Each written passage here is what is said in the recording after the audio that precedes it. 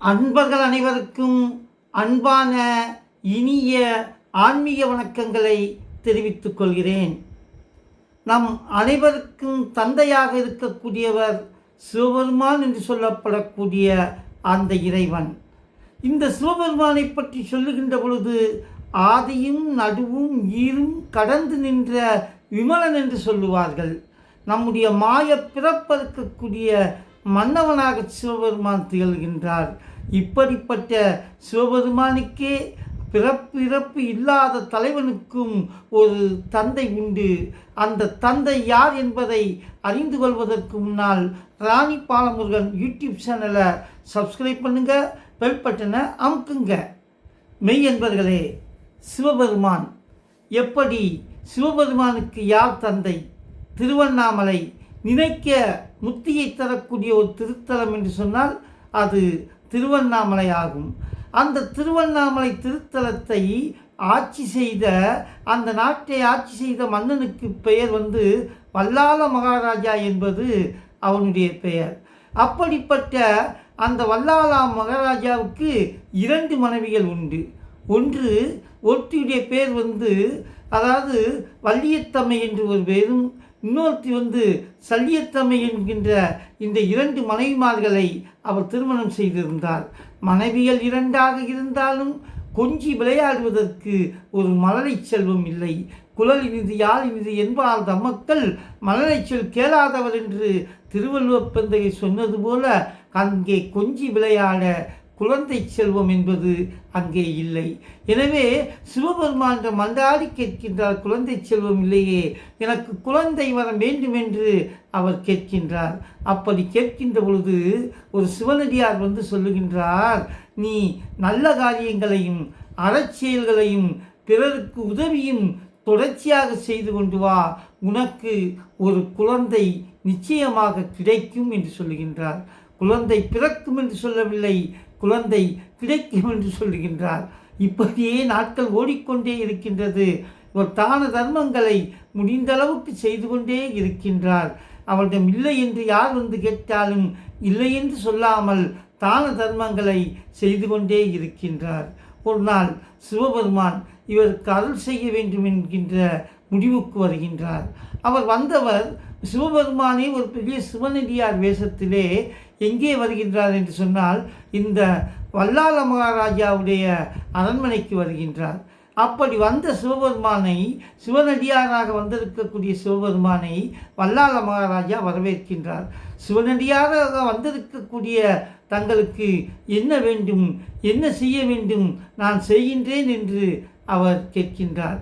கேட்ட உடனே அந்த சிவபெருமான், சிவனடியாராக வந்த சிவபெருமான் கேட்கின்றார், எனக்கு இன்றைக்கு கூடி மகிழ்வதற்கு ஒரு விலைமாதர் வேண்டும் என்று கேட்கின்றார். கூடி மகிழ்வதற்கு விலைமாதர் வேண்டுமா?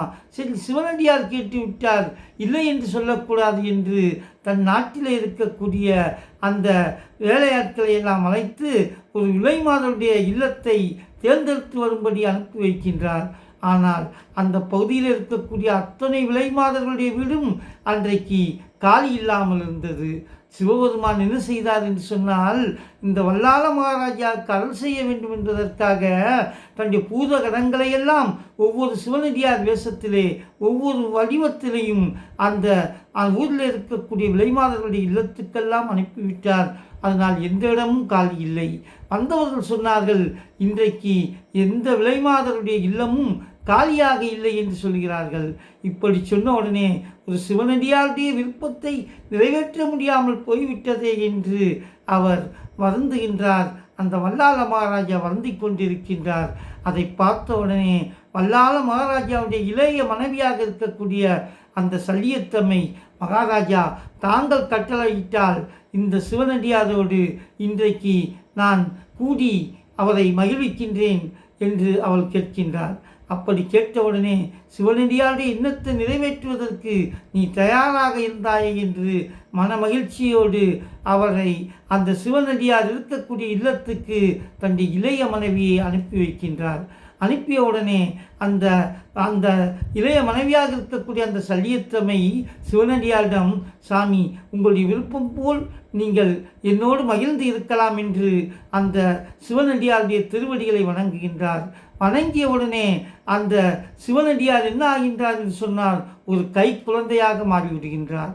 உடனே இந்த அதிசயத்தை பார்த்து, ஏனென்றால் வல்லாள மகாராஜாவுக்கு குழந்தை கிடைக்கும் என்று தானே வரம் இருக்கின்றது. அப்போ சிவபெருமானே குழந்தையாக வந்தார். அந்த குழந்தையை எடுத்துக்கொண்டு மகாராஜாவிடம் வந்து, மகாராஜா நான் என்னை கூடி மகிழுமாறு சொன்ன உடனே அந்த சிவனடியார் குழந்தையாக மாறிவிட்டார் என்று எடுத்துக்கொண்டு வந்தார். அப்படி வந்த உடனே அந்த குழந்தை பேசியதாம், இனி உனக்கு குழந்தை இல்லை என்கின்ற என கவலையை நீ நீக்கிவிடு. அது மட்டும் கிடையாது, எனக்கு நீ அப்பா, நான் தான் சிவபெருமான், நானே குழந்தையாக வந்திருக்கின்றேன். எனக்கு தந்தையாக வல்லாள மகாராஜாவாக இருக்கக்கூடிய நீதான் எனக்கு தந்தை.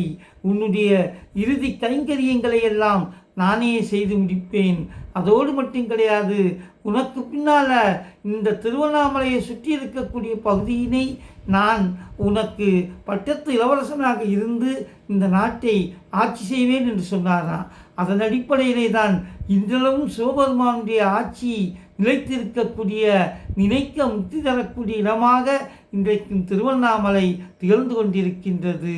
எனவே நம்முடைய எல்லோருக்கும் தந்தையாக இருக்கக்கூடிய சிவபெருமான் வல்லாள மகாராஜாவை தன்னுடைய தந்தையாக ஏற்றுக்கொண்டார்.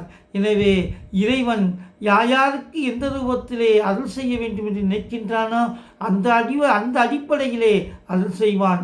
அத்தகைய அருள் நம்முடைய அன்பர்கள் அனைவருக்கும் கிடைக்க வேண்டும் என்று கேட்டுக்கொண்டு விடைபெறுகின்றேன். நன்றி, வணக்கம்.